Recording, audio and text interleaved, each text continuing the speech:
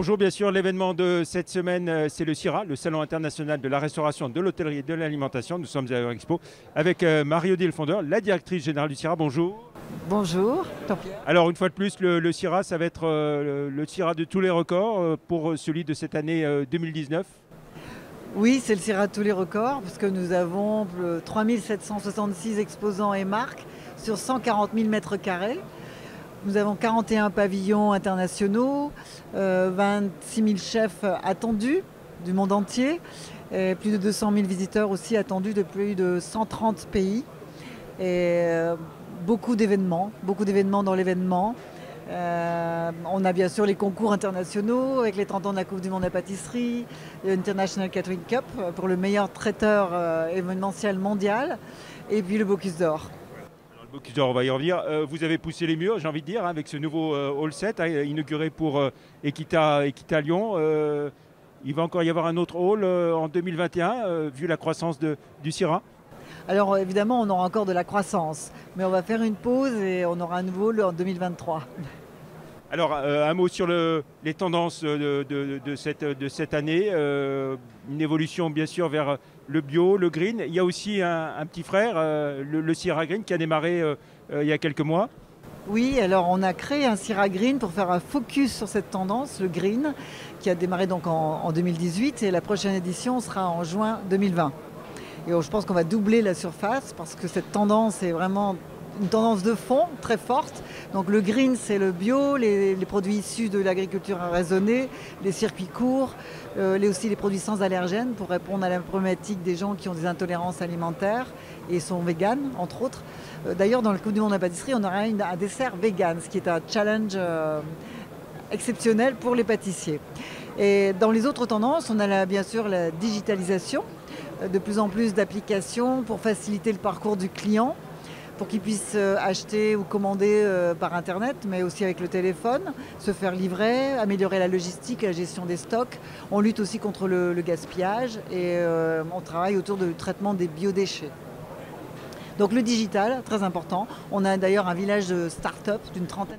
Beaucoup de start-up, effectivement. C'est dans tous les salons qu'on voit à Eurexpo depuis quelques temps, cette tendance vers village start-up à chaque fois. Oui, alors là on en a une trentaine qui traitent la plupart du temps d'applications ou de facilitation, même en ressources humaines. Et on a comme sponsor le Crédit Agricole sur les startups. Et puis des secteurs, l'alimentation au sens large, le tourisme, la restauration qui créent des emplois, qui recrutent. Oui, énormément d'emplois. L'alimentation, de toute façon, tout le monde se nourrira. Que ce qu'on soit en crise ou pas, on continuera à se nourrir et surtout les Français et les consommateurs se réfugient dans l'alimentation. Donc je pense qu'on a un futur sur l'alimentation exceptionnel. D'ailleurs, on y travaille avec le CIRA World Cuisine Summit qui a lieu le mardi après-midi autour de l'alimentation durable. Et on sait que l'innovation vient du food service puisque le référent, celui qui va rassurer le consommateur, c'est le professionnel de la restauration. Voilà. Et puis donc le CIRA, c'est un salon professionnel bien sûr, mais il y a aussi la Biennale internationale du goût, BIG. Ça c'est le versant grand public. Oui, on a souhaité faire une résonance au CIRA qui n'est autorisée que pour les professionnels.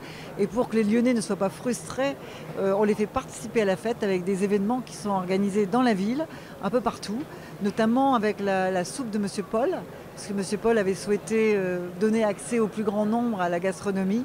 Et donc il avait créé cette soupe dont la recette évolue à chaque édition et qui sera distribuée gratuitement dans Lyon, sur les marchés, à l'hôtel de ville et sur le CIRA, dans les restaurants aussi. Voilà, alors, puisque vous évoquez Monsieur Paul, il y a un an il disparaissait, donc forcément un hommage à Paul Bocuse. Et puis ce concours, le Bocuse d'Or, véritable concours international, une vraie référence. Alors bien sûr, il y a un hommage particulier à Monsieur Paul partout. On a fait une expo photo dans le CIRA, aussi à l'hôtel de ville, en hommage à lui, et bien, à travers le Bocuse d'Or, qui a été son œuvre, le Bocuse d'Or. Et on a d'ailleurs choisi comme thématique le carré de veau avec les 5 côtes premières, pour rappeler que Monsieur Paul voulait faire la cuisine avec des produits qui ont des os et des arêtes. Il y aura aussi un hommage à Joël Robuchon, à travers le deuxième thème du Bocuse d'Or, qui est la chartreuse de légumes au coquillage. Bel hommage. Et puis on sait bien sûr que sur TLM, mercredi, on pourra voir grâce à Sira TV, suivre en direct les épreuves le mercredi matin, et puis la remise aussi du Bocuse d'Or en fin de journée. Le Sira, plus de 200 000 personnes qui viennent, c'est aussi un événement qui fait vivre complètement l'agglomération, les hôtels, les restaurants, pendant une semaine. Oui, même plus d'une semaine. On estime à plus de 150 millions d'euros de retombées économiques en hôtellerie, en transport, les taxis, les entreprises qui travaillent autour de la construction des stands, puisque vous avez vu que les stands sont magnifiques au CIRA. Tous les exposants investissent énormément dans le design, c'est exceptionnel. Je crois qu'il n'y a pas d'équivalent dans le monde en termes de concept. Très bien, merci beaucoup Marie-Odile Fondeur d'avoir été notre invité de la rédaction pour ce lundi. Et puis à suivre bien sûr dans le journal de TLM, et puis mercredi en direct les épreuves du Bocuse d'Or sur TLM. Merci, au revoir.